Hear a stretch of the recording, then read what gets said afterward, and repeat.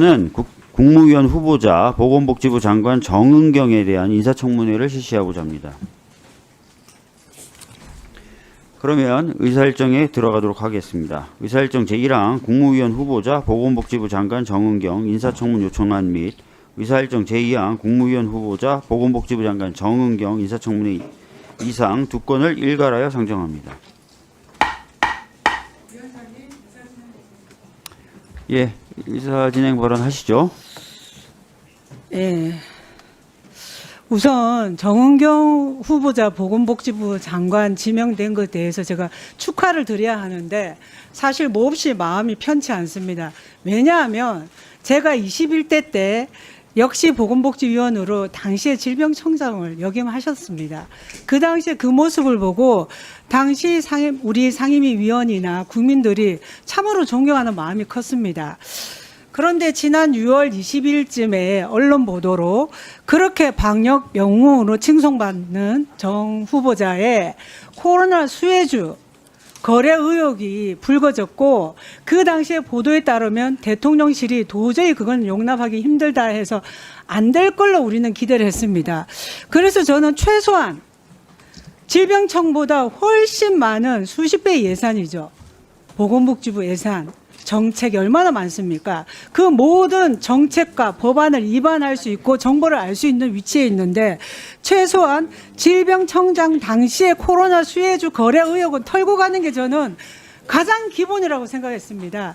그래서 수차례 거래 내역 일체를 제출해달라 한 게 뭡니까? 12월 30일자 하루치만 제출합니다. 그러면 1월 1일부터 12월 30일까지 무슨 거래했는지 국민들이 모르고 넘어가란 말입니까? 그렇게 요청을 했는데도 그 다음에 증인 신청을 했는데도 전부 채택 안 하고 자료 제출을 하겠다고 해놓고 오늘 아침에 청문 시간 직전에 이걸 제출했습니다. 이걸로는 부족합니다. 왜냐하면 키움증권만 있는 게 아니죠. 다른 증권사도 있는데 그럼 다른 증권사에 거래 내역이 없습니다라는 확인서가 나와야 됩니다. 저는 그래서 이거를 어떻게 우리가 지금 이 시간에 전부 다 분석을 하고 합니까? 그렇게 제가 천재가 아닙니다. 그리고 시간을 주셔야죠. 그리고 최소한 어제 오후에라도 주셔야죠. 그리고 지난주 금요일 저랑 약속했죠.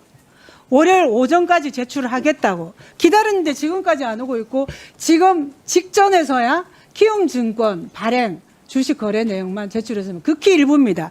그런데 가장 국민들 충격 받아야 될 게 마스크입니다. FTN이 주식 거래 내역을 줬는데 신의 손이군요. 매수가는 가격이 떨어질 때 사다가 어쩜 그렇게 공교롭게 가격이 오를 때, 주식 거래가액이 오를 때만 딱 팔고 또 떨어지면은 집중적으로 매수했다가 또 왕창 오르면은 다 팔고 왕창 팔았습니다. 그러고 나서 상장 폐지됐습니다. 이런 것 때문에 저는 제출하지 않고 미루지 않았나 의혹이 큽니다. 그래서 지금이라도 저는 키움증권 외에 타 증권사도 주식 거래 내역을 제출하셔야 되고 없으면 없음을 확인하는 증명서를 제출하시기 바랍니다.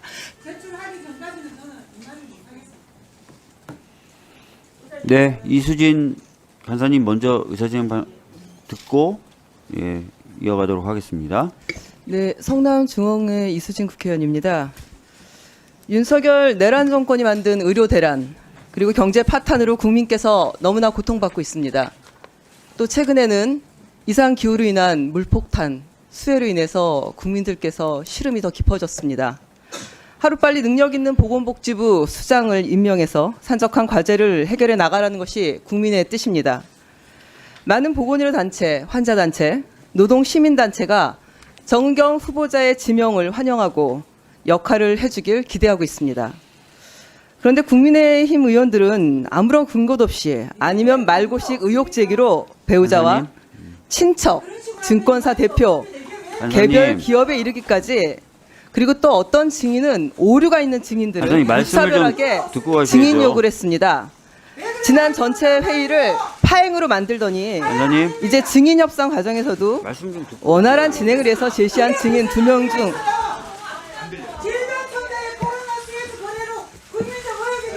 김비애 간사님, 자리에 좀 앉으시고 말씀 좀 듣고 가시죠. 의사진행 발언 듣고 가주세요. 잠깐 시간 멈춰주세요. 네.